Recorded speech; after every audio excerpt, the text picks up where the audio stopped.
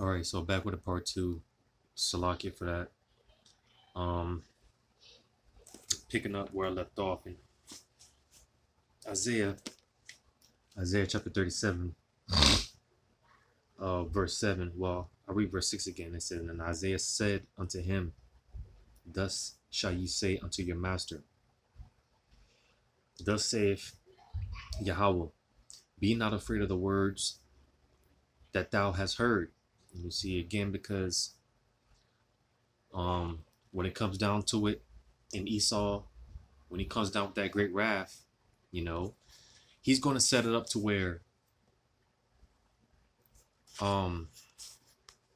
he's going to have it to where, because when you read in Revelation 20 in the fourth verse, it talks about how those that were beheaded for this testimony, for the testimony of Yahweh Shema Shai, Esau's going to have it set up to where all those that don't bow down to the image of the beast, in the ultimate form of bowing down to the image of the beast, is going to be by taking that charagma, you see, and it's going to be to a point where Esau's going to have it set up to where you could be beheaded. He's going to have laws in place set up to where if you don't take this charagma, then you can be beheaded. You can be put to death, locked up, so on and so forth, you know.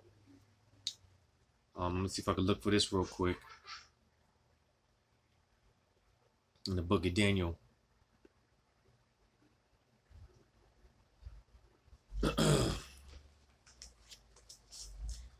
Book of Daniel.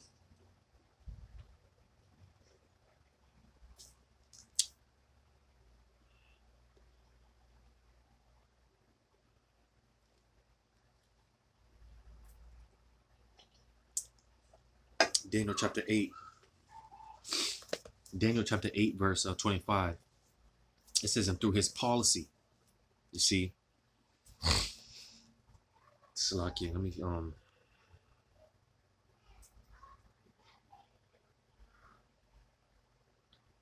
and Salakia, because I know there's like a glare, but pretty much, you know, got this foam and it's, you know, it's all cracked and whatnot, but you know, make do with what we got.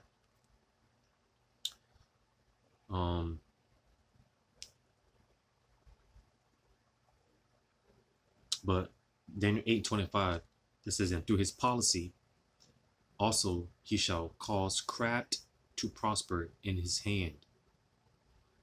You see, so because it tells you in Isaiah 10:1 about the unrighteous decrees. Matter of fact, let me get that real quick. Because you see, again, all this is going to be, you know, with his fear tactics, his intimidation, right? You see, anything to get you people so afraid to a point that, again, because you see, even when the charagma gets mandated, a lot of people are going to know that it's the prophecy in Revelation 13, 16, and 17, but they're still going to take it because they fear man rather than Yahweh Shema Shai. So a lot of people, they're going to take that charagma. They're going to know that it's the M-A-R-K. They're going to know it, but again, you know, they're going to give in to the fear tactics. They're going to give in to the intimidation, the propaganda, like this whole thing ever since the so-called pandemic started. You know, that's why you got people now driving with masks on, with the windows rolled up. You know, these people, they really do. And it's not to say that when it comes to that whole, you know, thing, it's not to say that it's not an actual thing out there that people are really getting sick. All right. But the fear that they have put out there, you know, to where these people really do believe that there is something out there, some deadly thing out there, you know, that is taking so many lives, right? And if that was really the case, man, why aren't people dropping dead left and right?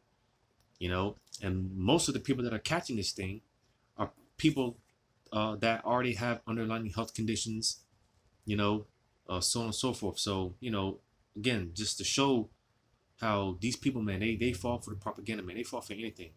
You know, again, just look at the whole propaganda they push behind this C19, man. So you see, again it says, well, actually Isaiah 10:1 it says, "Woe unto them that decree unrighteous decrees."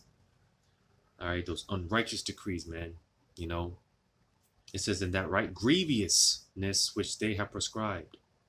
So you see, these grievous laws, man.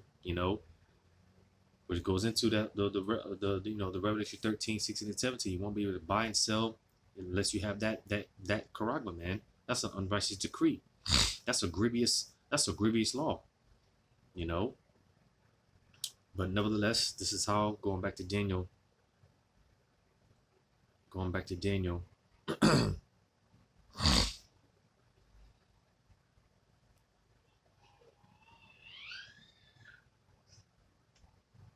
Daniel chapter 8 and 25 again. And through his policy, all right, unrighteous decrees, all right, also he shall cause the craft to prosper in his hand. You see? So again, through his unrighteous decrees, his grievous laws, his policies, his legislations, bills that they're put into place. Again, further down the line, when it's all said and done, and this thing is really out there and it's being mandated, again, he's going to have policies, he's going to have legislation, laws set up to where if you don't take this charagma, you could be put to death, you could be jailed, prison, all right, fined. Again, we got a small glimpse of that ever since the so-called pandemic started. We got a small glimpse of that, you see. And they, these elites, guys like Klaus Schwab and, these guys, man, they've been telling you, the former director of the CDC, all these guys, they've been telling you that whole C19 thing, man, that was basically a cakewalk compared to the real pandemic that's coming. You see, so this whole C19 thing has been a forerunner, so to say, for what we're gonna see in the near future, especially when this thing is mandated. Because when this charagma gets mandated, all hell is really gonna be breaking loose out here. This is gonna be the time when, Second Ezra 16, the burning wrath of a great multitude. This is when they're gonna be kicking in doors, rounding the people up, executions. This is when all these things are really gonna be popping off. Martial law. All right. You see, so again, when this is mandated, you best believe, like I said, this is, we're again going into that hour of temptation, man. We're all gonna be tempted. Our faith is gonna be tested, and you see, Esau is gonna use all type of fear tactics, intimidation methods, all type of stuff. But the elect are not going to fold, man. No matter, and that's another thing, because we count the cost. All right, we understand, like I said in the first part, we're going to lose, some of us are going to lose family, loved ones. A lot of us, we're going to lose homes. A lot of us, we're going to lose everything. If not all of us, we're going to lose everything, But we have counted the cost, man. We count the cost. So that was the point in that. Going back to Isaiah 37, man. Again, listen, when it comes down to it, don't, the hell with these devils, man. Let them do what they got to do. Don't be afraid, man. Don't fear these people, man. Who are they? Base men. The Lord only allowed them to rule over us. All right, these base men, these vile men, these men that are lower than dung, because we went off. You see, but Isaiah 37:7 again, or Isaiah 37:6, and Isaiah said unto them, "Thus shall you say unto your master, thus saith Yahweh, be not afraid of the words that thou hast heard." You see, because a form of witchcraft, all right, that can come by way of words and speakings and what you say, that could be a form of witchcraft. You see, which that's one of that's one of Esau. That's one of his devices, man. His cunning methods, mechanisms. Words, man. You see, and again, don't be surprised, man. The time is gonna come when, all those We're going to see advertisements, all those. Everyone needs to go to their nearest, CHIPPING stations, all right, and get the charagma. If not, then face the maximum penalty. We're going to see stuff like this in the future. We hear about these things on the mainstream media about how such and such, and they're going to be showing it on the media. They're probably going to be showing it on the television. People getting beheaded that refuse to take the charagma. You see, it's all fear tactics, intimidation. All right, but the scriptures also tell you how there's no enchantment that worketh against the children of Jacob. Roughly paraphrasing. So you see, we're not going to fall for that. Lord's will, hopefully, we're not going to fall for anything that Esau, what he says, what he puts out there, his charming, smooth. We're not going to fall for any of it. Lord's will. But it says, be not afraid of the words that thou hast heard, wherewith the servants of the king of Assyria have blasphemed me. Behold, I will send a blast upon him, and he shall hear a rumor and return to his own land, and I will cause him to fall by the sword in his own land. And I believe that word blast goes into the rakah, which I believe is the spirit, if I'm not mistaken. But well, reading on, it says, so Rahab returned and found the king of Assyria warring against Libnah, for he had heard that he was departed from Lachish, and he heard saying concerning Tirhakah, king of Ethiopia, he is come forth to make war with thee. And when he heard it, he sent messengers to Hezekiah, saying, thus shall you speak to Hezekiah, king of Judah, saying, let not thy power, in whom thou trustest, deceive thee, saying, Jerusalem shall not be given into the hand of the king of Assyria. Behold, thou hast heard what the kings of Assyria have done to all lands by destroying them utterly, and shall thou be delivered? So again, talking shit, right?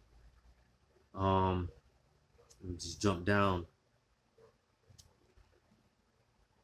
I'm going to jump down to verse 14. It says, and Hezekiah received the letter from the hand of the messengers and read it. And Hezekiah went up unto the house of Yahweh and spread it before the Yahweh. And Hezekiah prayed unto Yahweh, saying, O Yahweh of hosts, the power of Israel that dwellest between the cherubims, thou art the power, even thou alone. Of all the kingdoms of the earth, thou hast made the heaven and earth. Incline thine ear, O Yahweh, and hear. Open thine eyes, O Yahweh, and see, and hear all the words of Sennacherib, which hath sent to reproach the living power. You see, because when people come up against us, when they talk shit against us, right, so on and so forth, it's not about us. All right, you're not talking shit against us. You're not coming against us. You're coming against the Heavenly Father, man, and that's something that he doesn't take lightly at all. You see, so King Hezekiah, he presented this. All this shit talking, boastfulness, this proud speaking, all right? He presented this to the Heavenly Father, right? Verse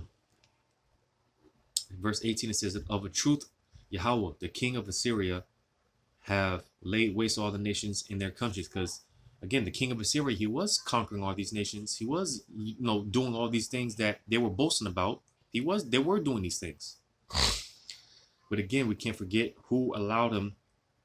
All right, who allowed it to be so? We can't forget that part. Who allowed the king of Assyria to conquer all these other nations? All right, and even up to this day, who allowed Esau to get where he is at today? Who allowed this empire to become what it is today? Who allowed all these things? We can't forget that part. That's why I said, man, the hell with these devils and what they got to say, man. Who would the Lord set them up for his purpose, man, for his will. So, let Esau do what he's got to do, man. Let him do what he's got to do. So be it. Again, it's all, whatever goes down during that time, it's all sanctioned by Yahweh Shema Shai.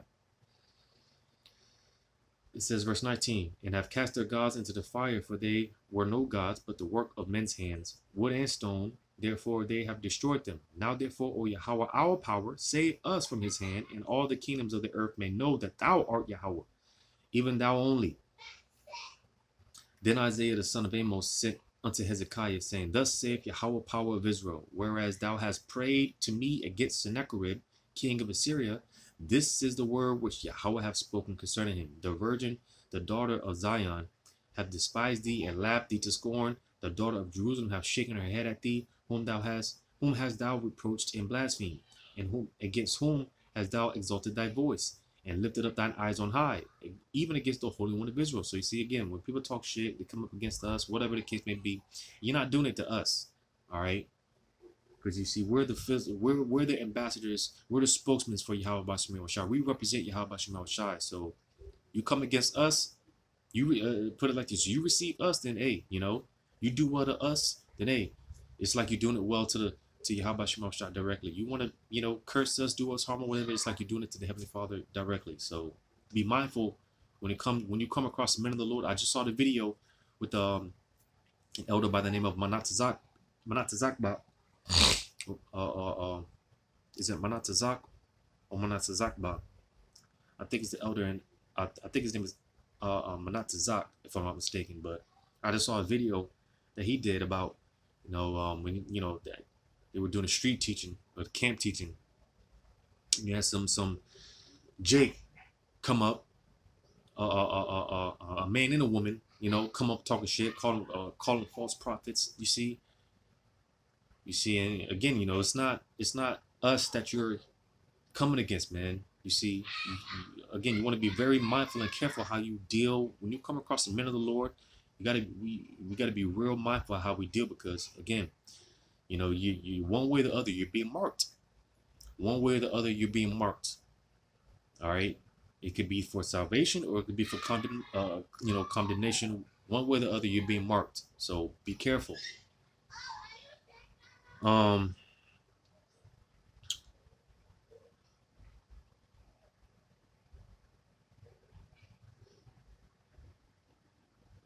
So yeah, man, I'm gonna jump down because again,